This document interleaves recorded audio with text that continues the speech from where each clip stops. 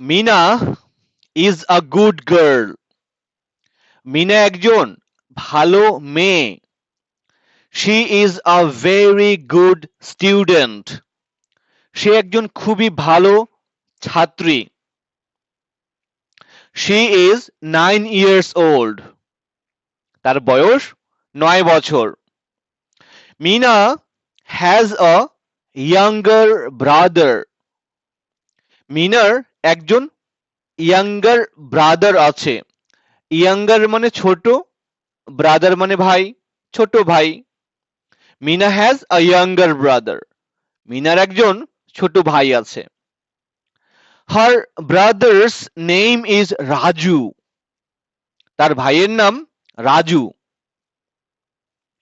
Raju is also a very good boy. রাজুও খুব ভালো একজন ছেলে। They live in a small village.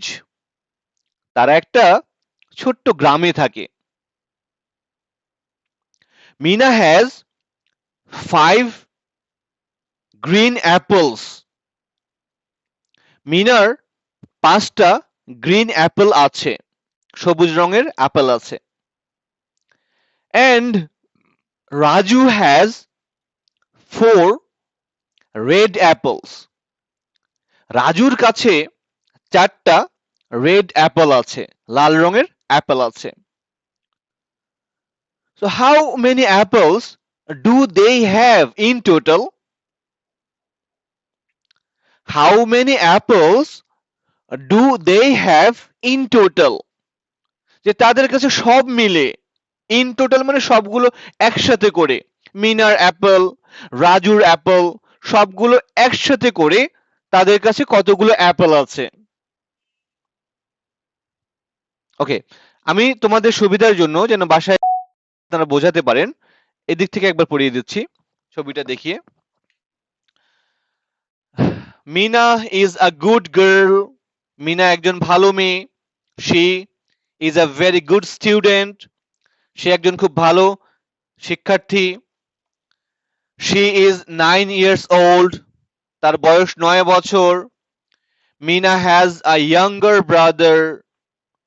মিনার একজন ছোট ভাই আছে। Her brother's name is Raju. তার ভাইয়ের নাম রাজু। Raju is also a very good boy. Raju একজন খুব ভালো ছেলে। They live in a small village. তারা একটা ছোট্ট গ্রামে থাকে। Mina has 5 green apples and Raju has 4 red apples. মিনার 5টা গ্রিন অ্যাপেল আছে, রাজুর 4টা রেড অ্যাপেল আছে। How many apples do they have in total? যে তাদের কাছে সবগুলো মিলে কতগুলো অ্যাপেল আছে। মূলত এই প্রশ্নের মাধ্যমে আমরা, এটা শিশুদের ক্ষেত্রে পড়াবো না, কারণ তারা তো পড়তে পারবে না। এটা আমরা ওদেরকে পড়ে শোনাবো।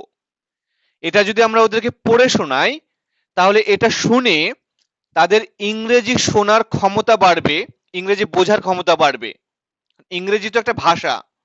তো এই ভাষা সন্তানরা যত বেশি শুনবে তত বেশি তারা বুঝতে পারবে।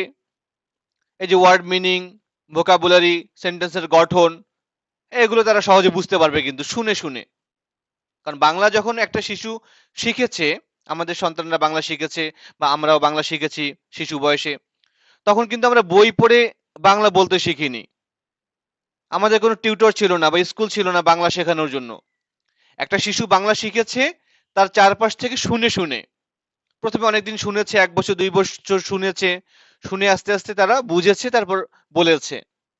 তো এরকম ইংরেজি ভাষাটা বোঝার জন্য, বলার জন্য তো প্রচুর শুনতে হবে। কিন্তু আমাদের বেশিরভাগ সন্তানরা যেহেতু বাংলা মিডিয়াম স্কুলে পড়ে, তাদের এই ইংরেজি শোনার সুব্যবস্থা নেই। হ্যাঁ, ক্লাসে তো ইংরেজি স্টোরি শোনাবে না বা ইংলিশে কথা বলবে না টিচার, এটা স্বাভাবিক। ইংলিশ মিডিয়ামের ছাত্রছাত্রীরা খুব দ্রুত ইংলিশে কথা বলতে পারে। কেন? কারণ তারা ওখানে ইংরেজি প্রচুর শোনে। তারা ইংরেজি শুনতে বাধ্য, ইংরেজি বলতে বাধ্য। কারণ ক্যাম্পাসে ঢোকা মাত্র তাদের বাংলা বলা সম্পূর্ণ নিষেধ। শুধু বাংলা ক্লাসে তারা বাংলা বলতে পারে। এমনকি টিফিন পিরিয়ড বা তারা মাঠে খেলছে বা ক্যাম্পাসে খেলছে, তখনও তাদের বাংলা বলা নিষেধ। তো এইভাবে তারা প্রচুর ইংলিশ শোনে, এর ফলে তারা সহজে কিন্তু বলতে পারে।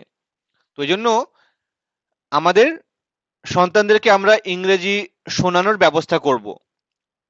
হ্যাঁ, কারণ ইংরেজি ভাষা ভালোভাবে বুঝতে হলে, বলতে হলে শুনতে হবে। এজন্যই আপনাদের জন্য প্রত্যেক ক্লাসেই একটা সুন্দর করে স্টোরি দেওয়া হবে। এই স্টোরি ওদেরকে পড়ে শোনাবেন, তাহলে ওদের ইংরেজি ভাষা বোঝার ক্ষমতা বাড়বে। আর এই স্টোরির মাধ্যমে আমরা একটা ম্যাথমেটিক্যাল প্রবলেম দিয়েছি, গাণিতিক সমস্যা। তো দেখুন, গণিতের মূল বিষয় কি? গাণিতিক সমস্যা। তারা যত বেশি এই সমস্যাগুলো সলভ করবে, তত বেশি তারা অঙ্ক বোঝার ক্ষমতা তাদের বাড়তে থাকবে। হ্যাঁ,